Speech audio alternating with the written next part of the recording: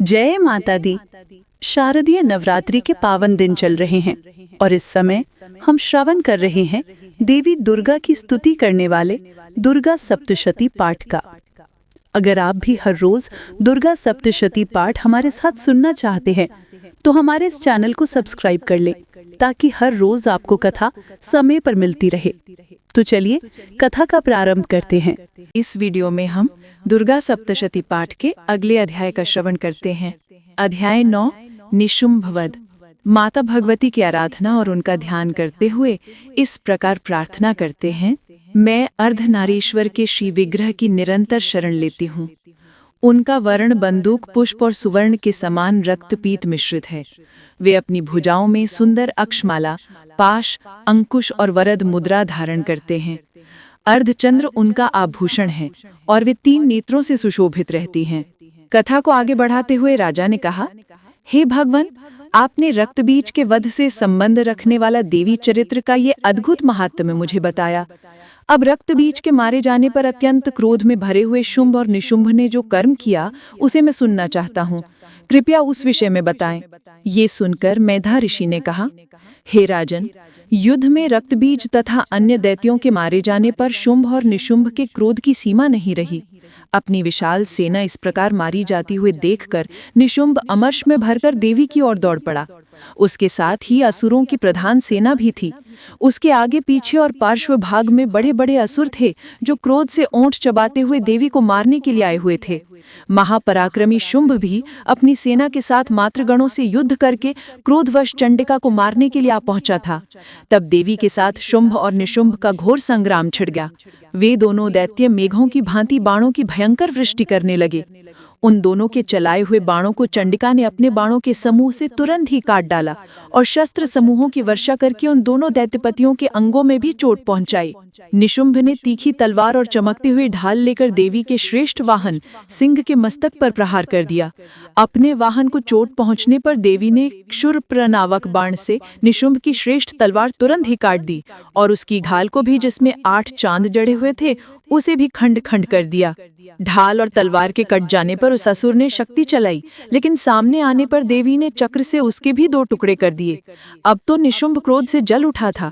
उस दानव ने देवी को मारने के लिए शूल उठा लिया, लेकिन देवी ने समीप आने पर उसे भी मुक्के से मारकर चूर्ण कर दिया और तब उसने गदा घुमाकर चंडी के ऊपर चलाई, लेकिन वह भी देवी के त्रिशूल से कटकर भस्म हो गई। उसके पश्चात दैत्यराज निशुंभ को फरसा हाथ में लेकर आते देख ने बाण समूहों से घायल करके उसे धरती पर सुला दिया। उस भयंकर पराक्रमी भाई निशुंभ के धराशायी हो जाने पर शुंभ को अत्यंत क्रोध आया और अंबिका का वध करने के लिए वो आगे बढ़ा। रथ पर बैठे बैठे ही उत्तम आयुधों से सुशोभित अपनी बड़ी बड़ी 8 अनुपम भुजाओं से समूचे आकाश को ढककर वह अद्भुत दिख रहा था। उसे आते देखकर देवी ने शंख बजाया और धनुष के प्रत्यंचा का भी अत्यंत दुस्सह शब्द किया। साथ ही अपने घंटे के शब्द से, जो कि समस्त दैत्य सैनिकों का तेज नष्ट करने वाला था, संपूर्ण दिशाओं को उन्होंने व्याप्त कर दिया। उसके बाद सिंह ने भी अपनी दहाड़ से, जिसे सुनकर बड़े बड़े गजराजों का महान मद भी दूर हो जाता था, उससे आकाश, पृथ्वी और 10 दिशाओं को गूंजा दिया। फिर काली ने आकाश में उछलकर अपने दोनों हाथों से पृथ्वी पर आघात किया। उससे ऐसा भयंकर शब्द हुआ जिससे पहले के सभी शब्द शांत हो गए। तत्पश्चात शिवदूती ने दैत्यों के लिए अमंगलजनक अट्टहास किया। इन सभी शब्दों को सुनकर समस्त असुर थर्रा उठे, लेकिन शुंभ को बहुत क्रोध आया हुआ था। उस समय देवी ने जब शुंभ को लक्ष्य करके कहा, अरे ओ दुरात्मा, खड़ा रह, अभी रुक जा। तभी आकाश में खड़े हुए देवता भी बोल उठे, जय हो, जय हो। शुंभ ने वहां आकर ज्वालाओं से युक्त अत्यंत भयानक शक्ति चलाई। अग्निमय पर्वत के समान आती हुई उस शक्ति को देवी ने बड़े भारी लूके से दूर हटा दिया और उस समय शुंभ के सिंहनाद से तीनों लोग गूंज उठे। हे राजन, उसकी प्रतिध्वनि से वज्रपात के समान भयानक शब्द हुआ जिसने अन्य सभी शब्दों को जीत लिया। शुंभ के चलाए हुए बाणों के देवी ने और देवी के चलाए हुए बाणों के शुंभ ने अपने भयंकर बाणों द्वारा सैकड़ों और हजारों टुकड़े कर दिए। तब क्रोध में भरी हुई चंडिका ने शुंभ को शूल से मार दिया। उसके आघात से मूर्छित होकर वे पृथ्वी पर गिर पड़ा और इतने में ही निशुंभ को फिर से चेतना आ गई। उसने धनुष हाथ में लेकर बाणों द्वारा देवी काली और सिंह को घायल कर दिया। फिर उस दैत्यराज ने 10,000 बाहें बनाकर चक्रों के प्रहार से चंडिका को आच्छादित कर दिया और तब दुर्गम पीड़ा का नाश करने वाली भगवती दुर्गा ने कुपित होकर अपने बाणों से उन चक्रों और बाणों को काट गिराया। ये देखकर निशुंभ दैत्य सेना के साथ चंडिका का वध करने के लिए हाथ में गदा लेकर बड़े वेग से दौड़ पड़ा। उसके आते ही चंडी ने तीखी धार वाली तलवार से उसकी गदा को शीघ्र ही काट डाला। तब उसने शूल हाथ में लिया।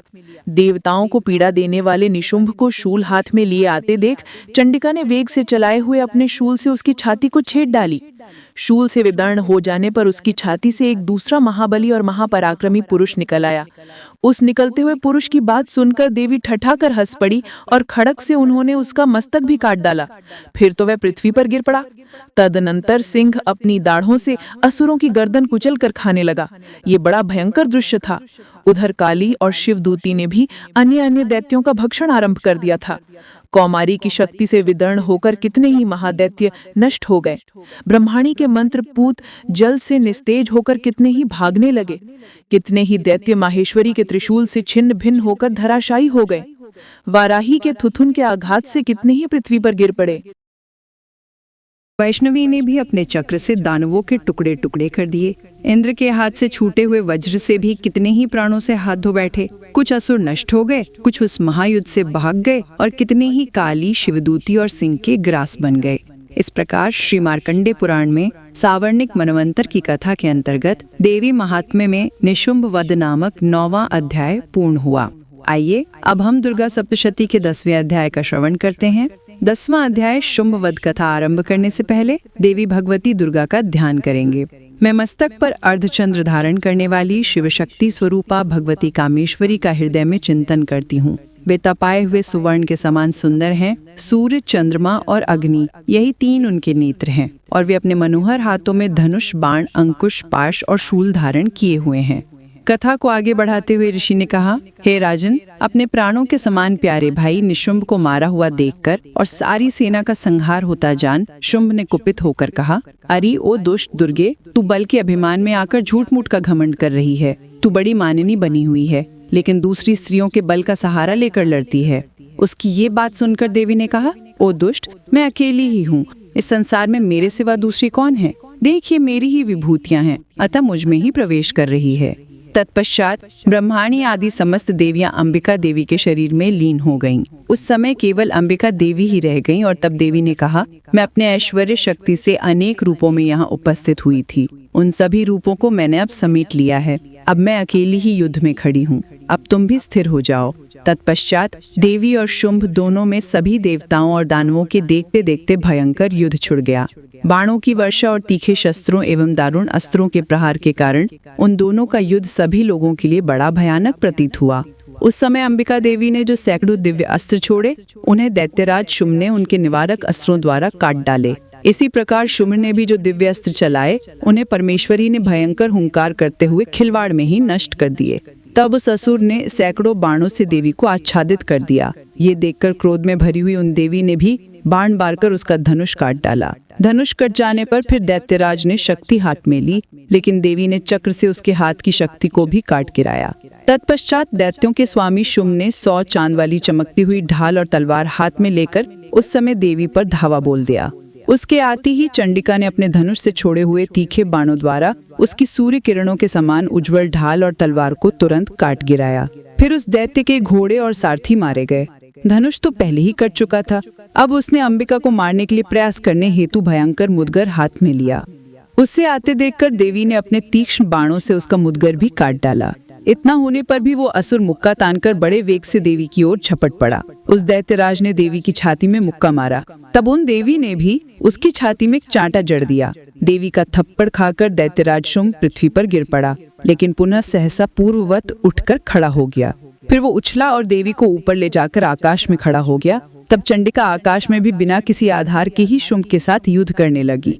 उस समय दैत्य और चंडिका आकाश में एक दूसरे से लड़ने लगे। उनका वह युद्ध पहले सिद्ध और मुनियों को विस्मय में डालने वाला हुआ। फिर अंबिका ने शुंभ के साथ बहुत देर तक युद्ध करने के पश्चात उसे उठाकर घुमाया और पृथ्वी पर पटक दिया। पटके जाने पर पृथ्वी पर आने के बाद वो दुष्ट आत्मा दैत्य पुनः चंडिका का वध करने के लिए उनकी ओर वेग से दौड़ा, और तब समस्त दैत्यों के राजा शुंभ को अपनी ओर आते हुए देखकर देवी ने त्रिशूल से उसकी छाती को चीरकर उसे पृथ्वी पर पुनः गिरा दिया। देवी के शूल की धार से घायल होने पर उसके प्राण उड़ गए और वो समुद्रों, द्वीपों और पर्वतों सहित संपूर्ण पृथ्वी को कंपाता हुआ भूमि पर गिर पड़ा। उस दुरात्मा के मारे जाने पर संपूर्ण जगत प्रसन्न और पूर्ण स्वस्थ हो गया। आकाश स्वच्छ दिखाई देने लगा। पहले जो उत्पात सूचक मेघ और उल्कापात होते थे वे सभी शांत हो गए, और उस दैत्य के मारे जाने पर नदियां भी ठीक मार्ग से बहने लगी। उस समय शुंभ के मृत्यु के बाद संपूर्ण देवताओं का हृदय हर्ष से भर गया और गंधर्व गण मधुर गीत गाने लगे। दूसरे गंधर्व बाजे बजाने लगे और अप्सराएं नृत्य करने लगी। पवित्र वायु बहने लगी। सूर्य की प्रभा उत्तम हो गई। अग्निशाला की बुझी हुई आग अपने आप प्रज्वलित हो उठी और संपूर्ण दिशाओं के भयंकर ध्वनि शांत हो गए। और इस प्रकार श्री मार्कंडेय पुराण में सावर्णिक मनवंतर की कथा के अंतर्गत देवी महात्म्य में निशुंभ वध नामक 10वां अध्याय पूर्ण हुआ। तो ये थी आज की दुर्गा सप्तशती की कथा। अगर आपको ये कथा पसंद आई हो तो इसे लाइक करना ना भूलें, और यदि आपके मन में भी माता रानी के लिए प्रेम है तो सब्सक्राइब करें ताकि आने वाली कथाएं भी आपको सही समय पर मिलती रहें। चलिए मिलते हैं कल। जय माता दी।